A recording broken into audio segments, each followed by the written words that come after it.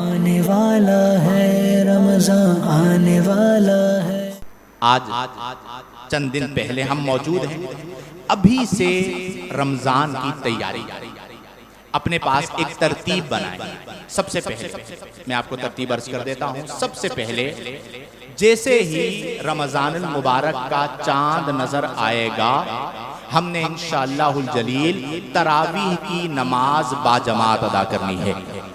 کون کون ارادہ کرتا ہے بتائیے ذرا مجھے، میرے ساتھ ارادہ کرتا ہے، ٹھیک ہے؟ اور انشاءاللہ پہلی تراویح سے لے کر آخری تراویح تک ہم باجماعت مسجد میں تراویح ادا کریں گے۔ پہلے ہمارے رمضان کا آغاز ہوا تراویح سے، چاند نظر آ گیا جی رمضان کا، تیاری کر لی اور مسجد میں آ گئے اور باجماعت تراویح ادا کی۔ اس کے بعد رمضان المبارک کا پورا مہینہ ہم نے 5 نمازیں باجماعت ادا کی۔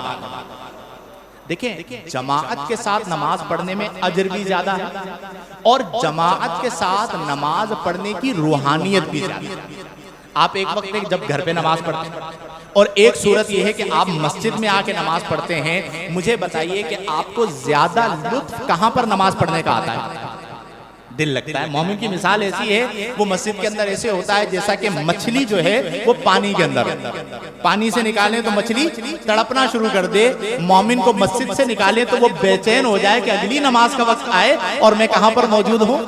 مسجد میں موجود ہوں۔ تو 5 نمازیں باجماعت ادا کرنی ہے۔ دوسری چیز، تیسری چیز، سحری بھی بخشش کا وقت ہے اور افطار بھی بخشش کا وقت ہے۔ تو سحری کے وقت بھی ہم نے سحری کر کے دعا مانگنی ہے اور افطار سے پہلے بھی ہم نے افطاری کے وقت یا افطاری سے پہلے اللہ کی بارگاہ میں بخشش کو طلب کرنا اور خدا را۔ دیکھیں، شیاطین کو تو اللہ نے قید میں ڈال دیا، لیکن آج ایک بہت بڑی شیطانی طاقت، شیطان کو کیوں قید میں ڈالا گیا؟ تاکہ وہ روزوں کو خراب نہ کرنا، مسلمانوں کے روزوں کو خراب نہ کروائے۔ لیکن آج ایک بہت بڑی شیطانی طاقت موبائل کی صورت میں ہمارے روزوں کو خراب کرا۔ پچھلے رمضان کو آپ دیکھ لیجئے، پچھلے سالوں کو آپ دیکھ لیجئے، ایون بعض لوگوں کا حال یہ ہو گیا کہ سحری کر کے روزہ بند کیا ہے، ٹھیک ہے؟ اب روزہ بند کرنے کا مطلب کیا ہے؟ عبادت کا کام کیا ہے، اور اس کے بعد چونکہ نیند نہیں آ رہی تو کیا اٹھا لیا؟ اگر آپ کو نیند نہیں آ رہی تو آپ قرآن اٹھاتے، آپ تلاوت کرتے، آپ تسبیح اٹھاتے، درود پڑھتے، آپ مصلی بچھاتے، اللہ کا ذکر کرتے، یہ عمل آپ کرتے تو آپ کو روحانیت ملتی ہے۔ آپ نے موبائل اٹھا لیا، اب آپ غیر شرعی چیزوں کو دیکھ رہے ہیں، تو آپ مجھے بتائیے روحانیت سلب ہوگی یا نہیں ہوگی؟ بعض لوگوں کا یہ حال ہوا کہ افطار کے وقت انتظار، 2 منٹ باقی ہیں، 5 منٹ باقی ہیں، 7 منٹ باقی ہیں، ابھی تو 1 گھنٹہ باقی ہے، تو کیا کریں گے جی؟ ٹائم پاس کرنے کے لیے میں موبائل لے لیتا ہوں۔ اب وہ وقت کہ جب اللہ کی رحمت پکار رہی ہے کہ مجھ سے بخشش مانگو، میں تمہیں بخشش عطا فرماؤں گا، مجھ سے طلب کرو، سوال کرو، میں تمہارا سوال پورا فرماؤں گا، اور بندہ مومن کا حال یہ ہو کہ وہ افطار کے وقت موبائل کے اندر مصروف ہے۔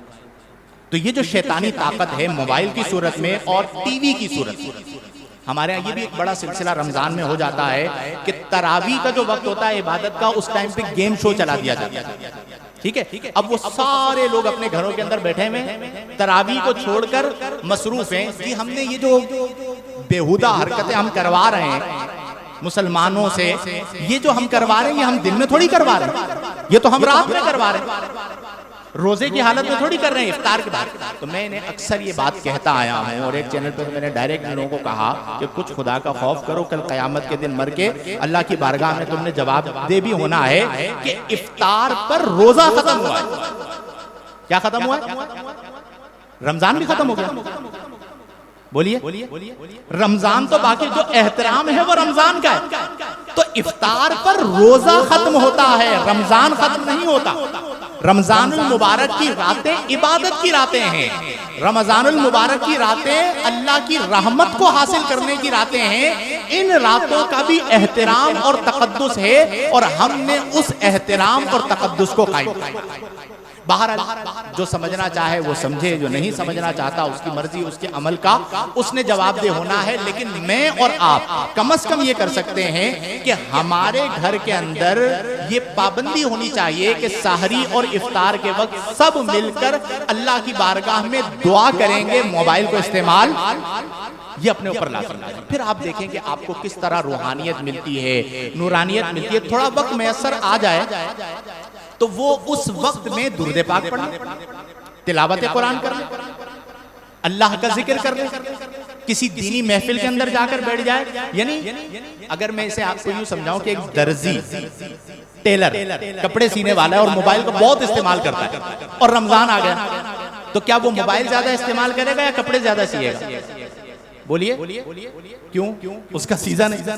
اور اگر وہ کام کے دوران موبائل یوز کرے گا تو آنر جو ہے اس کو بھگا دے گا، بھئی کام کا ٹائم ہے، سیزن کا ٹائم ہے، جو کرنا ہے بعد میں کرنا. یعنی وہ دنیا کے لیے بہت زیادہ استعمال کرنے والا بھی موبائل رکھ دے گا کہ یہ سیزن کا ٹائم ہے، میں نے پیسہ کمانا ہے. تو اصلاً یہ پیسہ کمانے کا سیزن نہیں ہے، یہ تو نیکیاں کمانے کا سیزن ہے، یہ تو رحمتیں حاصل کرنے کا سیزن ہے. تو جب وہ دنیا کے لیے چھوڑ سکتا ہے تو کیا ہم اللہ کے لیے نہیں چھوڑ سکتے؟ تو آپ سب یہ ارادہ کرتے ہیں کہ انشاءاللہ الجلیل ہم مکمل روحانی دائرے میں رہتے ہوئے رمضان المبارک کو بسر کریں گے انشاءاللہ.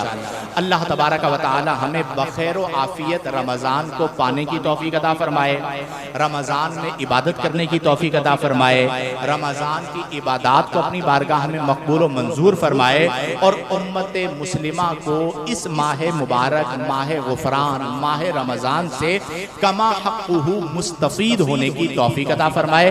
آمین بجاہ النبی الامین. وآخر دعوانا ان الحمدللہ رب العالمین. آنے والا ہے رمضان، آنے والا ہے.